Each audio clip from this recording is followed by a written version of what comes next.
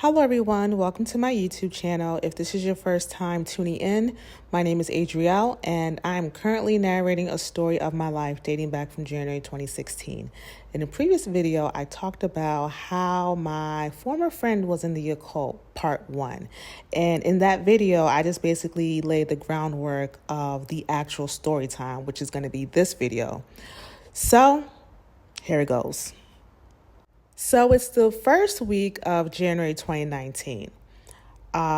Me and Ruby were talking. Now, back in the fall 2018 semester, I remember telling Ruby that I used to go to Hawks games, and I remember she said that she had never been to one. So I remember telling her that, hey, let's go to one this semester, which was the spring 2019 semester.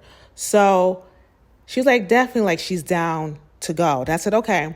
I'm going to go through my app, the app that I use to book concerts and get tickets to games. I'm going to go on that app to see a game that we can go to for the spring 2019 semester. So I saw a particular game. It was the Hawks versus the Pistons. It was going to be on February 22nd, 2019. So I remember I messaged her. I said, hey, would you want to go to this game? Now, the tickets were $220 altogether after taxes, so $110 per person. So she says to me, hey, could you purchase the tickets and I will send you the money? And then she asked me if she could Zelle me the money. And I told her, I said, you know what? I would rather you Venmo me the money. So she downloaded the Venmo app and sent the money, I think probably like 2 days later. Okay? So I want you to keep that in mind. February 5th, we were 3 weeks into the spring 2019 semester. So at this time, y'all, I had 3 classes, but one of my class didn't start until March 5th. So the day that I would have had my March 5th class, which was a Tuesday, I was using that Tuesday to apply for jobs. So for like 5 to 8 hours, I made sure I was applying to jobs so that by the time I graduated in May, I would have had secured a full-time job. So it's that day, February 5th, Tuesday. It was like probably after 5 p.m. I kind of wrapped up all my applications. I get a text message from Ruby that says, hey, my job. Now, for the sake of the story, we're going to call her job Oakwood. Okay. So Ruby was an intern at Oakwood LLC. Okay. So her job had a economic data analyst position that was open. So she sends it to me. She says, hey, my job just posted this job listing. It's for an economic data analyst. It's entry level. I think you'd be a good fit. I believe you should apply for it. Now, I had just wrapped up my applications for the day. When I saw that, and I'm like, oh my goodness, this looks like a good position. So I applied for the role right away. And I remember texting Ruby, thanking her, like, man, thank you for sending me this job. Fast forward to February 22nd. It's the day of the Hawks game. So the plan was for us to meet on campus. So there was a particular parking deck that Ruby would park at, and there was a particular parking lot I would park at because I had my permit.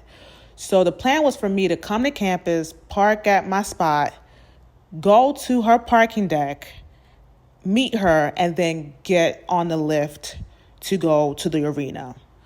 So I get to campus, park my car in my parking lot.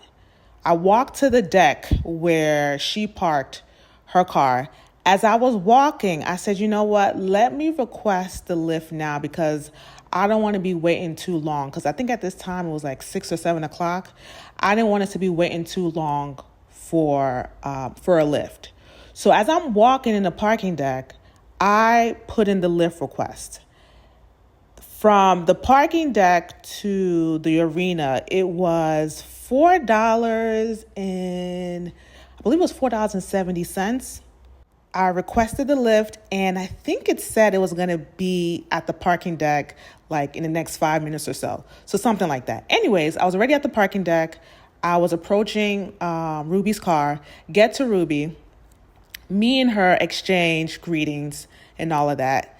Then she says to me, hey, Adrielle, could you please request the lift and I would send you the money?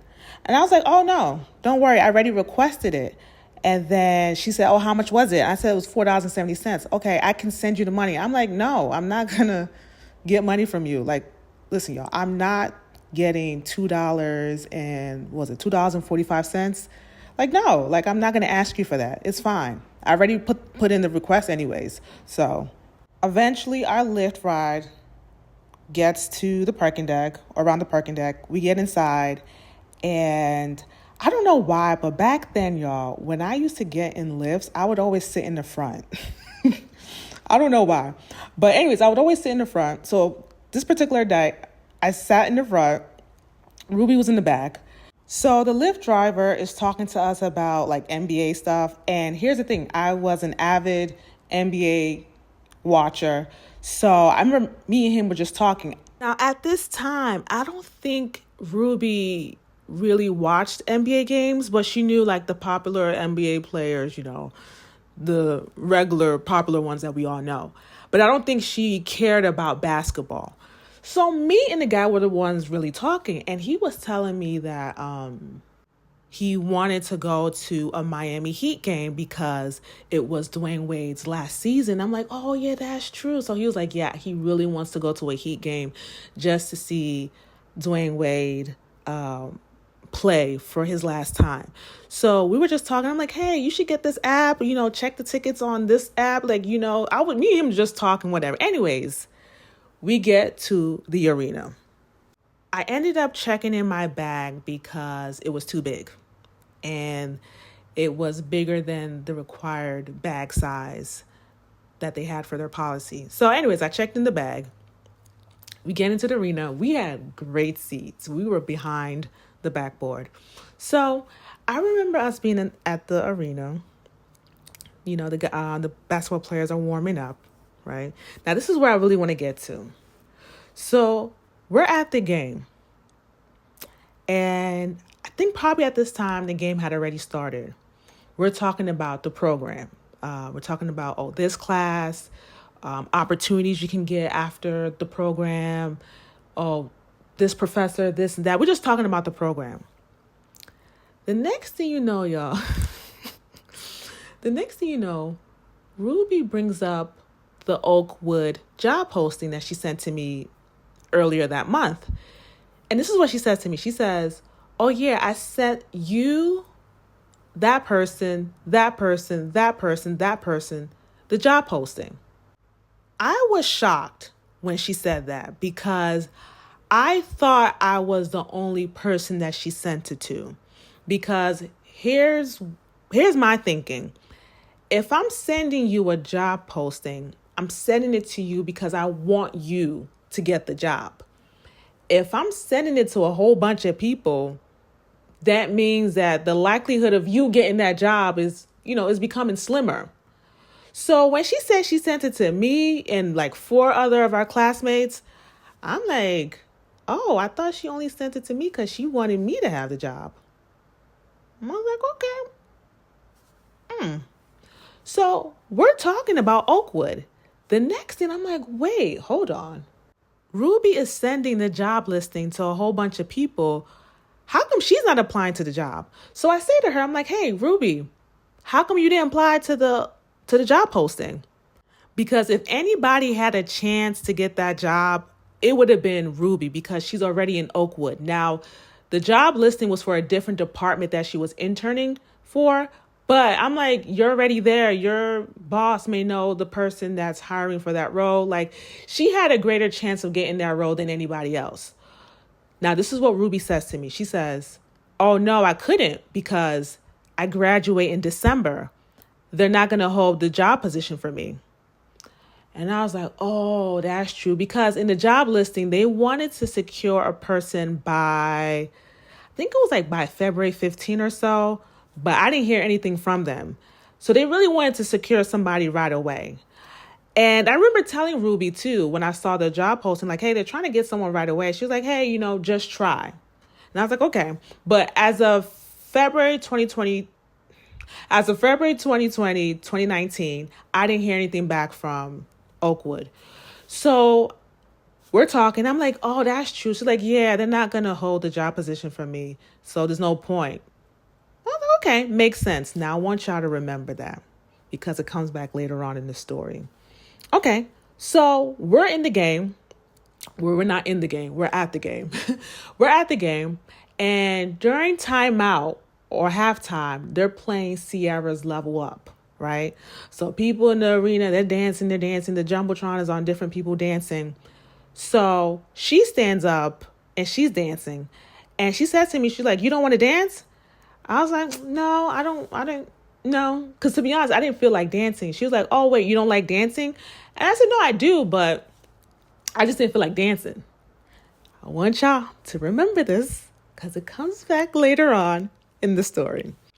Okay, so towards the end of the game, we were talking about how we were hungry. I'm like, yeah, I'm hungry. We're hungry. So we're trying to see restaurants that were still open after like 10 o'clock or whatever. So there was a particular restaurant that was close to where I parked my car. I know they close at 12 o'clock. So I was telling her like, hey, we can go there to eat. They close at 12. And then from there, we can just go and get into our cars and then leave. So that was the plan. The game ends. So I request the lift, or I am actively requesting the lift at this time. And then Ruby says, oh, Adriel, could you request the lift and I'll give you my half? And I'm like, Ruby, stop. Like, because y'all, I'm not going to split, because I think the lift back was almost the same thing. I think it was like $4.80. So altogether, it was less than $10. I am not asking you to pay me back $5 or anything less than $5. Like, no, like, stop it. So I'm like, yeah, I'm not going 50-50 on $9.60, 50 cents, 80 cents. Like, no, I'm not doing that. I'm not. So we request the lift. We get into the lift, and then the Lyft driver drops us at the restaurant. So we get to the restaurant like probably maybe like 11:20-ish. Yeah. So they're still open. They're still taking customers. So we get there. I order what I order. Ruby orders what she orders. So we get there. We're talking, whatever. The bill comes from the waiter. The waiter says, is it going to be one check or two? The next thing you know, Ruby says, oh, Adriel, I don't have cash on me. Could you please use your card and I'll send you the money? It was in that moment that I said, okay, there's something going on with Ruby. Now, in the last video, which was the first video of the story time, I talked about how there were red flags with Ruby back in 2018, but I didn't realize there were red flags until afterwards. Y'all, this particular night at the restaurant, when Ruby said, oh, Adriel, I don't have cash on me. Could you use your card and I'll pay you back? That was the first red flag I noticed about Ruby at that time. I said, something is off. How come every time we go out, she always wants me to use my card and she will pay me back? She never takes the initiative to use her card. The first thing she'll say, oh, Adriel, I don't have cash. Could you use your card? I'll pay you back. Now, mind you, in this situation at the restaurant, we didn't have to have one check. We could have had separate checks. So I'm like, what is going on? Why is she always trying to get me to pay and then she will pay me back? Now, if you're listening to this, you may say, well, Adriel, she probably didn't have money. No, because here's the thing. Ruby had two jobs, y'all. She was working at Oakwood with her internship over there, and she had a graduate assistantship. Her family were good financially, and she was not paying bills at home. So she had money. That was another thing. I was like, if anybody should be paying for anything, it should be her. Because, y'all, I didn't have money like that. I had just started the internship that I had at the time, and I hadn't even yet gotten paid at that point, too, as well. So I didn't understand why she always felt the need to get me to pay, and then she will pay me back. Now, here's the thing. I said, okay, I gave the waiter my card. As soon as I gave the waiter my card, y'all, Ruby Venmos me the money. Right away. Right there in that restaurant, Ruby Venmos me the money. And it was $14, y'all.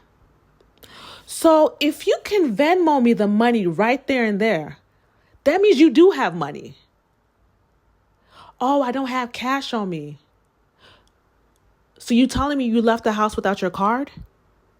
You left the house without a debit or a credit card? It's not adding up, y'all. It's not adding up. Now, for a very long time, I didn't understand why Ruby was doing that until later on. And I'm going to say this, y'all. Her reason was sinister. So I'm going to stop the story time right here, okay? In the next video, I'm going to talk about all the other things that Ruby did in 2019 that was flashing to me, basically, that something was off. Okay, so if you are liking this story time, please like my videos. Please comment, subscribe to my YouTube channel. Also, tune into The Likely Story too as well. And until next time, y'all, bye.